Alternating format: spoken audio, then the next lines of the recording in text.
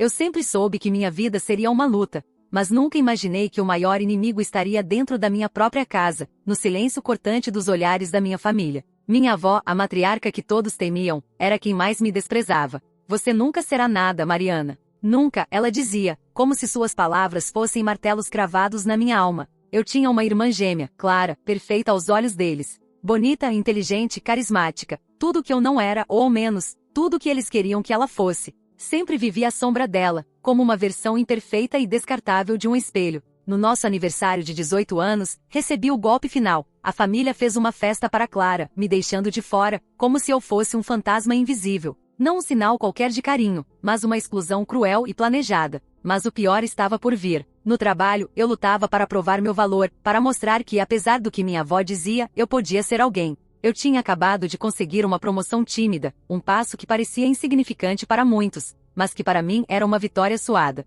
Foi então que Clara, que se mostrava a irmã doce e amiga para a família, armou sua jogada mais brutal. Ela sabia que eu ia apresentar um projeto importante para o meu chefe no dia seguinte. Na noite anterior, descobri que alguém tinha mexido nos meus arquivos. Meus documentos estavam corrompidos, meu computador travado, e a apresentação que eu havia preparado com tanto esforço desaparecera. Fui socorrida por um colega, mas o estrago estava feito. Quando contei para minha mãe, ela olhou para mim com um misto de desprezo e cansaço. Você devia ser mais esperta, Mariana. Sempre foi um estorvo. Minha avó, ao saber, não perdeu tempo em reforçar que eu era incapaz, que Clara sempre seria a filha preferida e a orgulho da família. Eu me senti destruída, como se tivesse sido jogada em um abismo sem fundo. Naquele momento, uma parte minha quase se quebrou de vez. Pensei em desistir, em desaparecer para sempre daquela família que me fazia sentir invisível, inútil e desprezada. Mas algo dentro de mim recusava essa rendição. Eu queria mostrar para eles, especialmente para minha avó,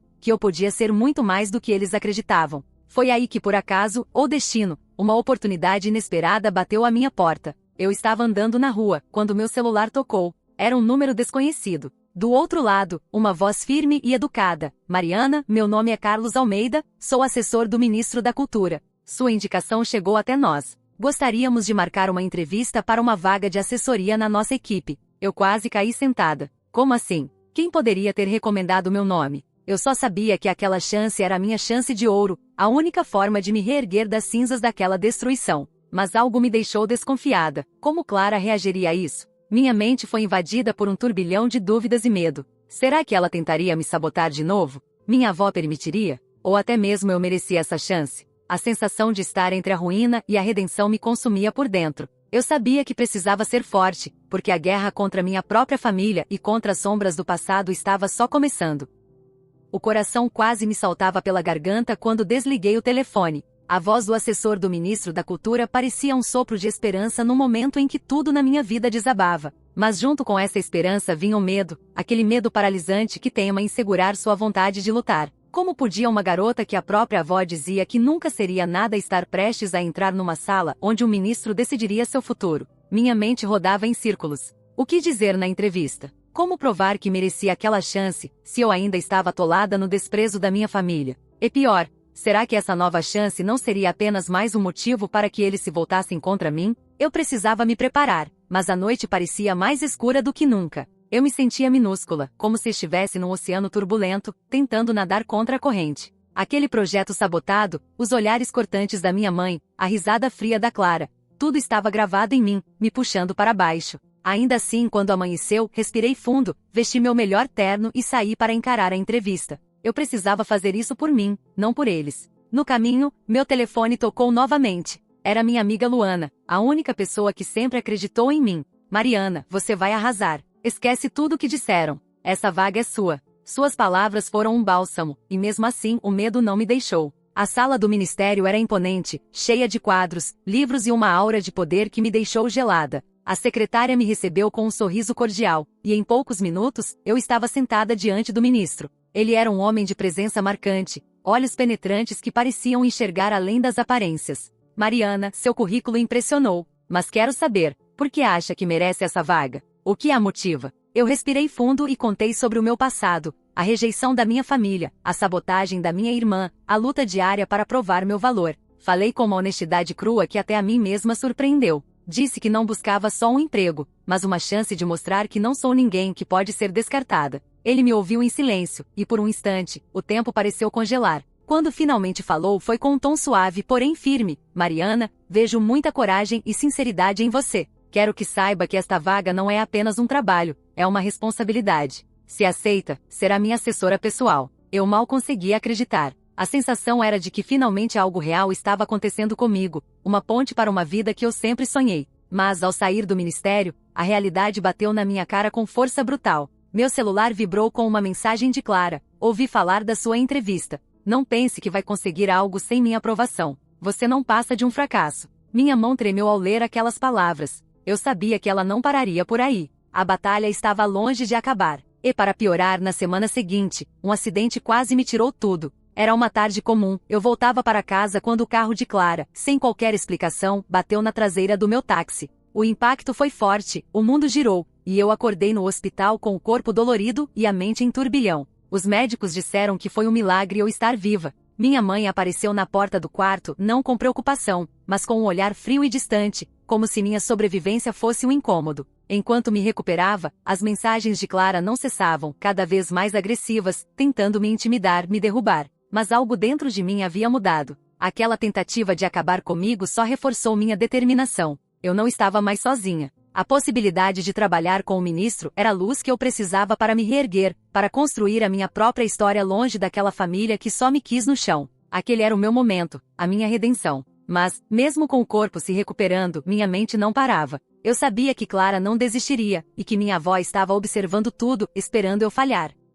Aquele período no hospital foi como atravessar um deserto. A dor física era intensa, mas a dor emocional era ainda pior, um emaranhado de sentimentos que parecia querer me engolir viva. Clara, que sempre fingiu ser a irmã perfeita, agora se mostrava uma serpente disfarçada, atacando sem dó nem piedade. Enquanto eu tentava me recompor, ela não perdia tempo em espalhar mentiras para minha família, dizendo que o acidente tinha sido minha culpa, que eu era descuidada, incompetente. Minha avó, que até então fingia uma neutralidade amarga, decidiu que aquela era a deixa para me sepultar de vez. Você não passa de uma vergonha para esta família, Mariana. Eu sempre disse que você nunca chegaria a nada. Clara é o futuro, e eu não vou perder meu tempo com você. Naqueles dias, eu sentia solidão como nunca antes. A única pessoa que parecia genuinamente se preocupar comigo era Luana, minha amiga fiel, que passava horas me visitando, me enchendo de palavras de força. Foi numa dessas visitas que Luana me mostrou algo que mudou tudo. Você precisa olhar para isso, ela disse, estendendo um envelope para mim. Era uma carta formal do Ministério da Cultura, confirmando a oferta da vaga de assessora do ministro. Ela explicou, eles querem que você comece logo, mas sabem do seu estado. Estão dispostos a esperar até você estar recuperada. Isso é uma chance real, Mariana. Enquanto segurava aquela carta, uma mistura de incredulidade e esperança me invadiu. Pela primeira vez, senti que havia uma luz no fim do túnel, não uma promessa vazia, mas uma oportunidade concreta. Mas o medo não desaparecia. Eu estava entrando num campo minado, com Clara e minha avó prontos para explodir qualquer passo que eu desse. E foi aí que percebi que não poderia mais confiar em ninguém da minha família. Decidi então focar em mim mesma, na minha recuperação física e emocional, sem dar espaço para as vozes venenosas que tentavam me derrubar. Os meses seguintes foram uma guerra silenciosa. Enquanto eu me preparava para assumir a vaga no ministério, Clara tentou um último golpe baixo. Ela roubou meus documentos pessoais, inventou uma história de que eu teria usado meu cargo para beneficiar amigos, e ameaçou enviar tudo para a imprensa local.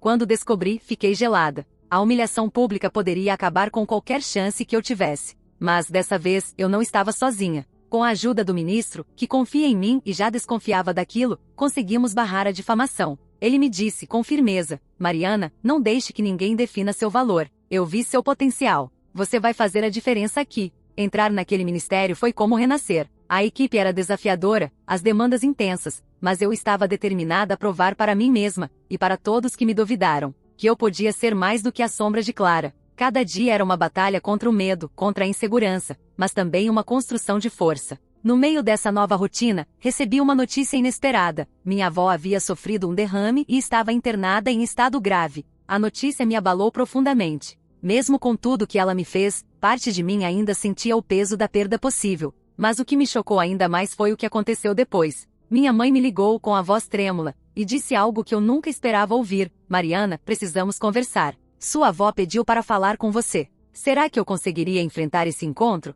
Será que minha avó, aquela mulher dura e cruel, realmente queria falar comigo depois de tudo? Ou será que era mais uma armadilha para me derrubar? O que veria dessa conversa poderia mudar tudo, para o bem ou para o mal. O telefone ainda parecia vibrar em minhas mãos quando desliguei, as palavras da minha mãe ecoando na minha cabeça, um convite sombrio e inesperado. Minha avó queria falar comigo. Não sabia se aquilo era um sinal de rendição, uma tentativa desesperada de manipulação, ou simplesmente um último resquício de humanidade naquele coração endurecido. Meu peito apertava entre a dúvida e o medo. Eu mal podia acreditar que aquela mulher que me chamou de nada, e que arquitetou minha queda queria, agora, minha presença ao seu lado. No hospital, o corredor era frio, silencioso, e cada passo parecia amplificar a inquietação dentro de mim. Minha mãe me guiava com um olhar carregado de culpa e ansiedade. Quando finalmente entramos no quarto, minha avó estava deitada, pálida, frágil, uma sombra da mulher autoritária que eu conhecia. Ela mal me olhou, a voz rouca e fraca, mas ainda com o tom firme que eu temia. Mariana, sente aqui. Preciso que você me ouça. Me sentei ao lado dela, o coração disparado. Era difícil aceitar aquela vulnerabilidade, depois de tudo que ela fez. Mas naquele momento percebi que ali havia uma chance, talvez a última, de resgatar algo, ou pelo menos, de esclarecer. Minha avó começou a falar, e suas palavras foram um golpe quase tão duro quanto suas ofensas. Ela revelou segredos que eu jamais imaginaria, o motivo de tanto desprezo, a pressão que recebia para preferir Clara, as brigas escondidas entre minha mãe e ela, e a promessa que fez a si mesma de proteger Clara a qualquer custo, mesmo que isso significasse destruir a mim. Foi um choque brutal. Tudo fazia sentido, ou pelo menos, uma parte daquela crueldade tinha uma raiz que eu não compreendia. Mas também veio a confissão mais dura. Ela sabia da sabotagem de Clara no trabalho, sabia do acidente, mas fingiu não saber, porque acreditava que eu não merecia vencer. Aquela revelação cortou como uma faca. A injustiça estampada nos olhos daquela mulher era como uma ferida aberta no meu peito. Eu queria gritar, queria desabar, mas também queria algo mais, queria mostrar que aquela narrativa não me definiria. Saí do hospital com uma mistura de raiva, tristeza e determinação renovada.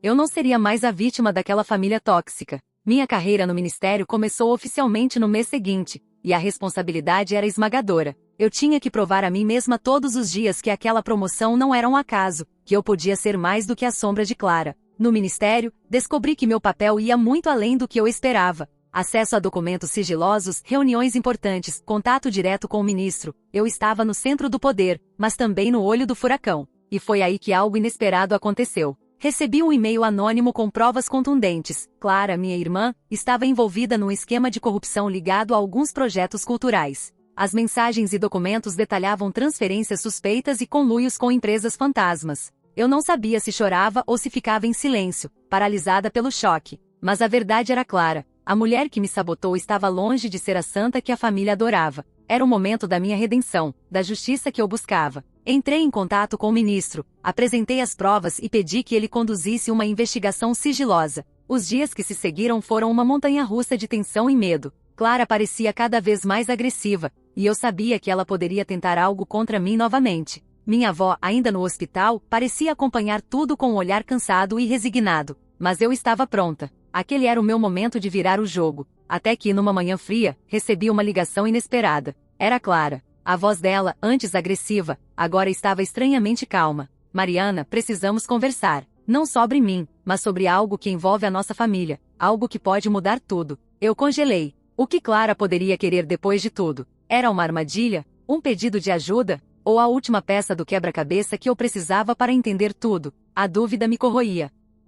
O telefone na minha mão tremia como se tivesse vida própria. A voz de Clara, tão diferente, tão calma, ainda ecoava na minha cabeça. Mariana, precisamos conversar. Aquilo parecia surreal. Depois de tudo que ela me fez, será que existia algo além da Guerra Fria que dividia a nossa família? Decidi que precisava encarar. Marcar um encontro significava, no mínimo, colocar todas as cartas na mesa. Fosse para reconciliar, fosse para expor mais uma mentira. Nos encontramos num café discreto, longe dos olhos curiosos. Ela chegou com um semblante cansado, quase derrotado, e evitava meu olhar. Comecei querendo respostas. Por que tudo isso, Clara? Por que destruir o que tínhamos? O que você queria? Ela respirou fundo, e pela primeira vez, abriu o coração sem máscaras. Eu, sempre me senti inferior a você, mesmo sendo a preferida. Cresci com a pressão da família, com a expectativa de ser perfeita, e isso me sufocou. Eu não queria te machucar, mas não sabia lidar com essa dor e acabei me perdendo. A sabotagem, o acidente, foi um erro terrível, um desespero que nunca deveria ter acontecido.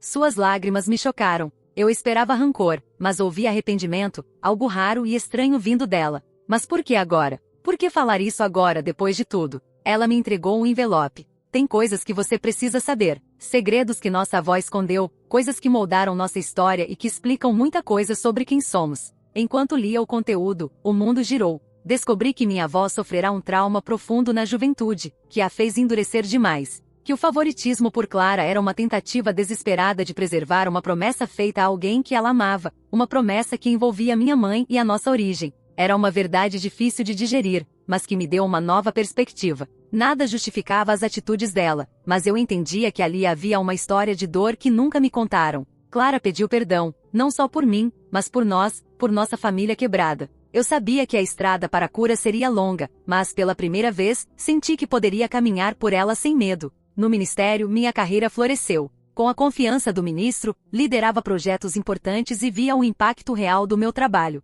Eu não era mais a garota desprezada da minha família. Era uma mulher forte, respeitada e com futuro. Minha avó faleceu alguns meses depois, em paz, e eu estava lá, ao lado de Clara e minha mãe, não como uma vítima, mas como parte de uma família que tentava, aos poucos, se reconstruir. Eu aprendi que o amor pode ser complicado, que a rejeição dói, mas que a redenção é possível, mesmo nos lugares mais inesperados. E tudo isso começou no dia em que o ministro me ligou, oferecendo uma chance que eu jamais imaginei merecer. Hoje eu olho para o espelho e vejo alguém que superou o desprezo, que enfrentou a traição e se tornou muito mais do que nada. Eu sou a prova viva de que mesmo nas tempestades mais ferozes, podemos encontrar a luz. Mas no fundo, ainda me pergunto, será que todas as feridas realmente cicatrizam? Ou algumas marcas ficam para sempre, nos lembrando de quem fomos, e de quem escolhemos ser? Se quiser, posso criar histórias novas com outras personagens ou temas.